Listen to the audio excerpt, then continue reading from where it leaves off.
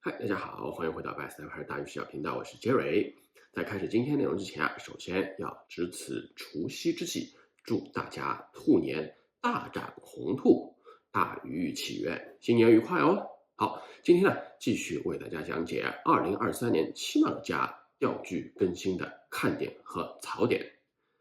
昨天呢，我是有说过喜马拉雅今年在卷线型方面总体的一个更新打包都不及呆蛙家的一个产品来的耀眼。但是呢，那个 IMZ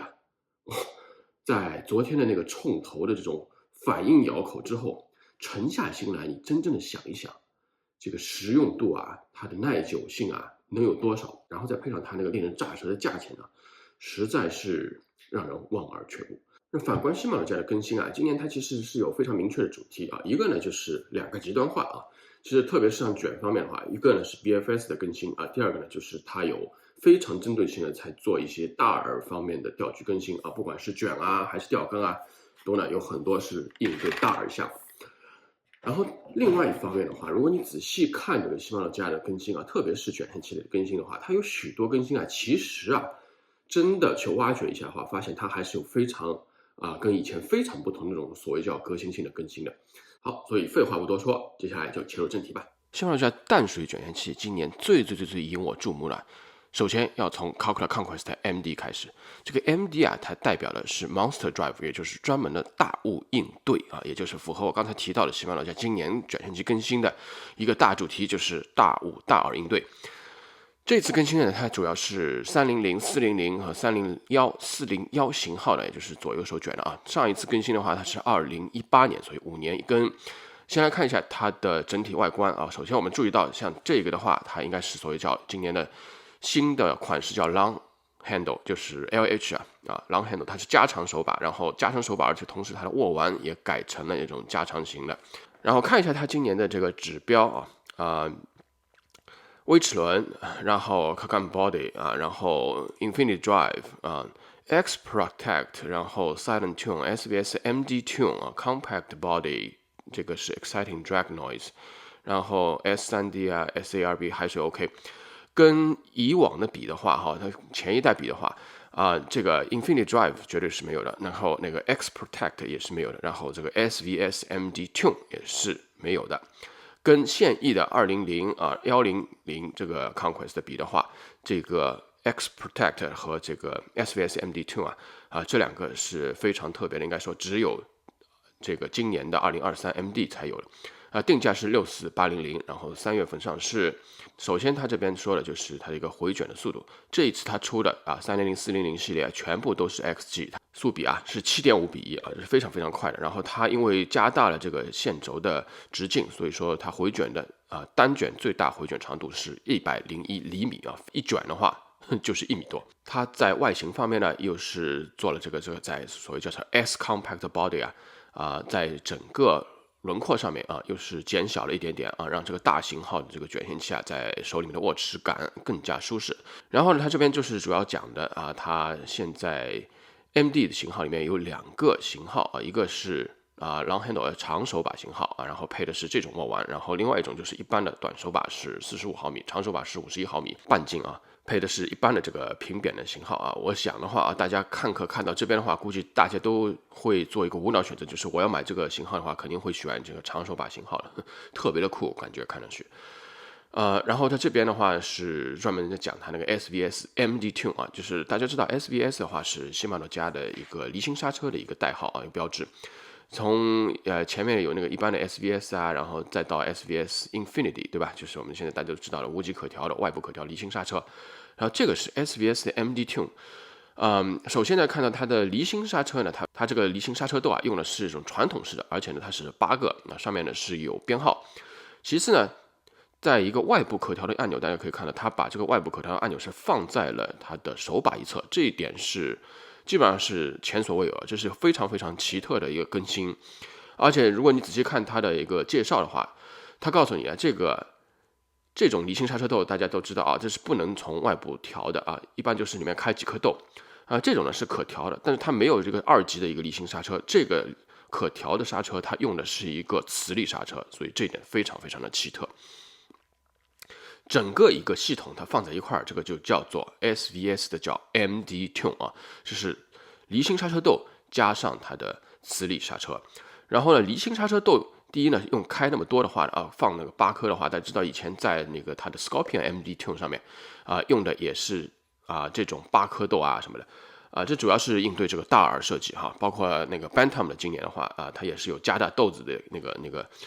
设计，都是为了一样的目的。然后呢，在这个离心豆方面，他说他应对的是主要是那个大耳各种耳什么。然后在细条方面就是里面豆子数目开好了以后，开定了以后，外面通过这个磁力刹车来做微调。具体怎么样的一个运作，还有它里面的那个磁力刹车究竟是怎么样的我非常非常的好奇。然后回过来看的话它这边设计的话，还有一个就是针对这种300、400型号的话呢它这个Lever Y 呢就是它的这个叫什么来着？导线规或者叫布线器，跟它的线杯轴它的回转正转反转都是联动的。以前的话呢因为要做这个联动机构，也就是这个必须要有这个联动齿轮让这个线杯回转的，这边线杯回转会这样子带动你这边的这个导线规所以呢这边这个齿轮的话，它是放在那个非手把一侧的因为要放了这个齿轮以后呢，你就没有办法去放它的那个 SVS 外部可调这种按钮刹车，所以这就是为什么它在2018版的时候呢，它为了做这个联动装置，所以呢它是去掉没有放这个 SVS 外部可调这个离心刹车。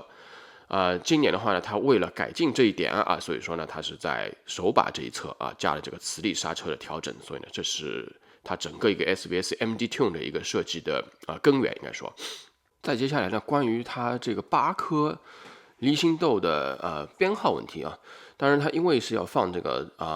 导规和线轴的一个联动齿轮装置所以它这边还有一个加盖这个加了盖以后呢，就让你不能一眼全部看到这个8颗豆，所以它露出的是有限的。它以前的话呢，它编号是1、2、3、4、5、6、7是这样子顺时针编的那为了你开豆的话，大家都知道一般来说要开成对称的。那你开了1以后呢，就要开5所以呢，你就要找一下它是怎么说的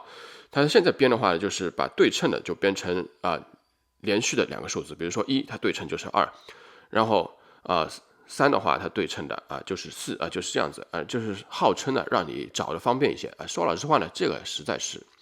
一个微不足道的一个更新你不然的话，以前呢就是1然后加4等于5然后开5就行了然后还有一点呢，就是以前的这些双轴卷线器都很少见的至少来说在淡水系的里面很少见，就是所谓叫这个 X Protect这个呢就是用在双轴卷线器，它是把在那个轴向一侧的就是手把一侧的侧盖上面有加了一个防水的防水壁，然后呢再用了一个特殊的一个树枝来确实的阻止这个水进入到你这个回转侧大齿轴的那个轴承里面这样子。好，我们接下来看一下这个具体的型号设置它主要呢就是只有300和400两个型号，当然是然后呢它有分这个 long handle 和一般的这个短手把的型号。然后在短手把方面呢，它是没有这个301，也就是没有左手的手卷，没有左手的型号。然后它的基础自重是335克然后它的长手把型号的话，都要比基础型号要重了25克，那全部都是在加长手把和握腕上面。然后这2个卷线器的话，它所有的这个速比都是7.5还有它的拉力都是8公斤。那它最大的卷上长度都是101厘米每卷，也就是说明它的整个卷线器的这个线杯的外直径的话都是一样的。那它通过可能是应该是它的宽度不一样来改变它的线容量那它的300和400它基础自重差别只有5克所以它在加宽这一方面，它其实没有增加多少太大的一个自重的区别。这边的话可以看到它的差异其实还挺大，就是它的直径都是外直径都是43毫米，然后它的宽度的话300的话宽度是22毫米，其实呢比那个一般的有很多那个一般的小号的这个200号以下的那个卷线器没有差多少，可能宽了1毫米左右但当然它加深了。但是它的400的话，它的宽度就比较大了它是30.5毫米的那个宽度。然后细卷量的话，就是它5号线尼龙线或者碳线5号的话，它是160米给那个300。235米给400，这在 P1 线然后这是它的手把长度啊，这是手把的那个半径，然后11+1个培林，定价的话也都是一样的啊，64800，所以这就是2023西马诺的 Calcula Conquest MD 版的一个更新。好，我们接下来再来看西马诺卷线器的第二个主要更新，就是 Antares DCMD。这点呢，在上一次我们的预测当中也已经预测到了。那这一款呢，应该说也就是在2021版的这个 Antares DC 的基础上做了更新。它首先呢，外观采用了一个黑色系让人想起了去年的这个 Exens 的 DC 的一个更新。它的定价是84100哈，这个我就不说啥了。然后2月份预定出品，然后左手版的话是4月份。然后它的技术指标的话，主要还是基本上没有太大的区别，唯一主要的区别就是这个4×8 DC 下面加了一行小字，叫做 MD Tune。刚才我们讲到那个 MD version 的那个 Calcula Conquest 的话它那个 SVS 的那个 MD Tune这边的话它就是做了一个 DC 的一个 MD Tune我们来具体看一下它主要的这个是什么特点。其他的话呢，一般像什么 MGR 3线杯这些都是没有什么太特别的区别。这边呢，我们就来看一下这边这个4×8的 MD Tune DC 其他的3档还是 FPN 还是根据你的不同的线是碳线P1 线，然后尼龙线来调整跟前面的这个21版的Antares DC 是一样的。Antares DC 21版的话呢，它这边最后一档是一个 X 档这个 X 档的话，一般就是做所谓的超远投就是一般来说都是完完全全的做这个小风阻然后高自重的这些耳的那些超远投，特别是在追风情况下顺风情况下。然后呢，这边的话呢，它这个换成了这个叫 XB 档的 Extra Big 档。它这个档的话就最特别的地方就来了然后这边呢，首先你要用 XB 档的话，都是一些大自重的耳，但是呢是根据它的不同的风阻来调整的。1到4呢，基本上是应对大自重，但是风阻比较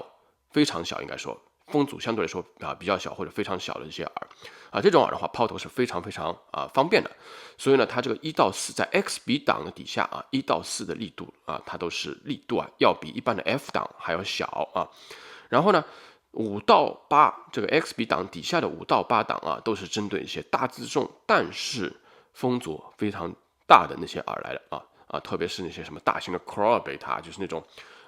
体积很大，然后就是水面爬行耳它旁边还有2个大翅膀那些，这个是真的风阻非常非常大所以这个 XB 档的话，它是非常非常特别的。因此呢，它也有一个特性，就是在 XB 档底下它的微调的4跟5之间2档之间它的刹车力相差是非常大的，因为这相当于就是在一个档底下4到5之间，其实上在跳2个极端1到4是那个非常容易抛投的，然后5到8是非常不容易抛投的2个极端。然后呢，他这边就说了所以如果你要4到5档之间的这些刹车力的话，你就可以用 F 档什么的这样子。所以这是它最大的一个区别，就是它所谓的叫做DC 4×8的一个 MD Tune Tune 就是 Tune 在这边然后呢，我们再来简单的看一下它的一个基础的型号设置。然后它有分2个速比HG 和 XG， 然后最大调力都是7公斤，然后 HG 的话速比是 7.4， 然后最大回卷长度是88公分一卷，然后 XG 的话 7.8:1， 然后93公分一卷自重的话呢都是235克然后呢它的直径线杯直径38毫米然后宽度都是21毫米，然后线容量都是一样的，就是5号线的是100米这个还是比较深的一个线杯。手把的半径是45毫米，然后11+1个培林这样子的话呢，就单从它的一个卷线器的一个设置来说，它的刹车设置来说应该说这个 MD 的话，可能它的一个适用范围简单来看的话，可能要比21版的 Antares DC 它的适用范围还要更大一些所以这就是关于2023年西马诺 Antares DC MD 更新的一个简介。今年2023年西马诺家卷线器的第3个主要更新就是 Calcula Conquest BFS， 这一点上次我们预测的时候也说到了，它是初代之后的第6年做的一个2代更新。那定价的话是59000，然后呢2月份出发是左手版先上市，然后4月份的话再上市右手版。这一点呢，它总是这样做，对所有 BFS 的卷线器都是先是左手版再是右手版。它的主要的指标呢，应该说大家都可能已经猜到了也就是用了这个 MGR3线杯，其实呢这是它一个最大的一个跟上代的不同，然后呢用了一个更新了以后的 FTB 的Shimano家的这个可调式的磁力刹车，然后也有带它的出现报警装置。那主要呢区别呢，当然就是跟那个去年呢Aldebaran BFS 更新的时候是非常类似的，就是它在用了这个 MGR3线杯之后呢，号称呢可以丢1克左右的饵，然后它在调这个刹车力调到最小的时候呢，也确确实实的是能够让磁力干扰对于这个卷线器的线杯的干扰是减到接近于0的程度这样子也就是为什么你可以抛这个1克左右的饵。那它的设计呢，就是这个新的 FTB 刹车上面呢，可以通过让这个磁圈带有磁子的这个磁圈更远的拉出来从这个线杯里面拉出来这样子的话，你在调到最低的时候呢，确确实实就是对于线杯的干扰就是减到接近于0的程度所以它配合这个新的 MGR3线杯的话呢，也是达到这样一个效果。应该说呢，大家都是猜到基本上就是没有太多的可以更新的地方它只是把这个新的Aldebaran BFS 里面的一些功能放到了这个 Karakura Conquest 的 BFS 的壳子里面去。当然了，它今年的话，我们可以看一下它的 lineup， 就是它的具体的型号除了 HG 的话，它有出 XG， 就是有2个收线这个速比最大吊力都是 3.5 公斤。HG 的话是 7.8:1然后最大卷上是71公分，然后 XG 的话呢是 8.9:1然后最大卷上是81公分。然后自重的话都是195克对于这个圆形轮的话还是非常轻的。那它的线杯的直径是29毫米，然后它的宽度是19毫米，13加1个轴承，然后卷线器的手把的半径是40毫米，这是非常小的，其实非常小。好，这就是关于西马诺加2023年卷线器方面的第3个主要更新 Karakura Conquest 的 BFS， 也就是它的另外一个极端的一个主题小饵。然后呢，2020版这个 Metanium它今年也做了一个所谓叫追加更新这个东西说老实话，我真的是看了以后我都不好意思提这个也算更新吗？你知道它更新的是啥？以前日本版的话，它基本上那个线杯大小是70的70的大小。那今年的话，它加了一个什么100的那100的话，其实呢算什么更新你在美国买的话，完全都是100了，很早就有了20年出来的时候，美国版的就是北美版的话都是100的。Anyway， 就是线容量稍微提高一些所以这个就不提了。然后接下来的2023年，西马诺加的卷线器特别是双轴卷线器的第4个主要更新就是 SLX DC这个呢是作为西马诺加一个入门级的平台这个 SLX 平台是非常非常受欢迎的以前呢一开始的时候在北美推出，后来呢是倒过来推到这个亚洲市场。那去年的话有 SLX DCXT 是吧？那今年的话呢就把 XT 去掉了。XT 呢实际相当于像是你买车的话皮座和布座的一个区别有点类似这种。XT 呢当然要比一般的 EV， 它起码以前叫 EV 的话就是稍微要高级一点点多加一点功能这个的话就中规中矩，也是用到了那个 MGR3这个线杯然后 IDC4 的那个 DC 刹车等等等等。它这个呢是应该是3月份上市，但是它的价格还没有出现它的大小的话基本上是70、71这样子的线杯大小，就是相当于是那个20版的 Metanium 刚刚在亚洲市场推出时候这个大小。它左手版的价钱没有定，然后左手版难道想比右手版卖的稍微贵一点吗？还是低一点？因为你看它这个价钱的话，基本上美元折合过来可能是200左右那我就想到了昨天我们讲到那个 Daiwa 的 IMZ 也是所谓的它的 Daiwa 最新的可以连蓝牙的那个 DC。那它的定价是12.5万，然后西马诺这边的话，它是再把 DC 做入门化27500基本上的话比那个 IMZ 要低了将近10万日元真是这个东西我就不做太多的评论大家自己细品。就是这个 DC 你要体验把 DC 的话就是从这个 SLX DC 的话入手价钱又不是太贵，然后也是正宗的 DC right 好，接下来再看西马诺加2023年卷线器方面的第5个重要更新是一个仿车，也就是 Vanquish 万魁式这一点我们在上次预测的时候已经是 called shot。 Anyway， 这个万魁式一句话大家如果不想看的话就是什么呢？就是他把 Stella 2022的主要的新技术都抽出来，这就是一个8皮的 Stella。然后呢，它最大的一个卖点，那 Vanquish 的话一直就是推的是什么，就是轻量化。那这次它最大的一个特点就是什么，就是所谓叫它 MJR Rotor。那个就是纺车卷线器那个纺架整个一个纺架的那个，它轻量化呢达到了28%，所以它的卖点号称呢就是滴灌性的这种纺车轮的那个 rotor 这样子的话呢，你可以在特别是不做长时间连续卷动的这种路亚呈现的时候呢，可以有比较好的一个感知度因为它滴灌性特别呢，这个我觉得呢不是100%的在作秀在噱头这个确实是你比如说吊软耳、吊轻小的那些无铅吊组或者是吊非常小的铅头钩等等有的时候特别是我们以前提到过的张线情况，你不能把线带太紧的时候你有的时候怎么稍微轻转一下那个它的那个手把，然后呢就让它的自己的惯性稍微带动一点，这样子的线不会收得太紧然后呢你再把杆子挑起来呈现这个呢确实是有点用处的。不过呢你真的是卷到这个耳了以后特别是像这些T 尾那些长时间卷回来的这些耳的话卷到耳了以后这个惯性上的差别其实呢不是特别大的它这个整个卷线器的自重比 Stella 可能也就轻了30克左右，然后这个 rotor 上面它轻掉这个惯性量非常非常小的你一直转起来的时候感觉不到的其实主要是感觉到的应该是耳的这个水阻和线的这个水阻，所以这是万魁石它的最大的一个卖点吧可以说。然后它其他的话呢，像去年的22版的 Stella 的话，就是把超密卷也放在上面了然后那个 Infinity Loop 就是这个超密卷。它这个超密卷当然就是因为它的线杯上下的一个频率非常非常的低那样子它也是号称可以尽量减少一些不必要的震动blah blah blah blah。这些都是超密卷的一些好处然后呢，就是像它齿轮的那个结合面的设计Infinity Cross 这些 Infinity Drive 这些都是去年的 Stella 的一些技术这就还有包括它鲨鱼鳍也放在上面了还有包括它那个 Dura Cross， 也就是它的新型的那个刹车片设计这点我们在上次预测 Vanquish 更新的时候也就说过了，已经就它会把那个22版的 Stella 的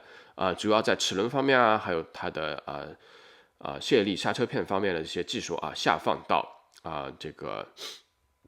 Vanquish 上面好，然后看一下它的一个型号设置和它的定价这个基本上就是涵盖了整个一个 Stella 的一个所有的型号基本上是